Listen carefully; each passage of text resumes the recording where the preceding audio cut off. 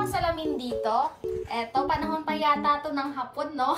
Subukan namin i-restore. Sira-sira na yung salamin niya at malabo na. Tapos ito, kailangan ng linis yung palibot niya. Ewan ko lang kung kailan pa nila to nabili. Pero sabi ng asawa ko, bata pa daw siya nung nabili to nung kanyang nanay. So, hiningi namin to sa biyanan ko para i-restore nga. Kasi sabi niya, bagay daw sa kwarto namin na parang mala vintage ang datingan. At i-update ko kayo kung ano ang magiging itsura nito kapag nalinisan at napalitan yung salamin. O diba mukha siyang antique na ewan, baka maibenta ko to kay Boss Toyo.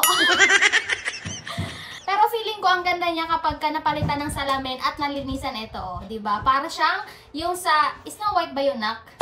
Yung mirror on the wall. So, ito yung itsura niya, o diba? Lumang-luma na at kailangan na talaga siyang linisan. Tapos, yung salamin niya ay hindi na rin clear. Meron ng patsi-patsi na ewan.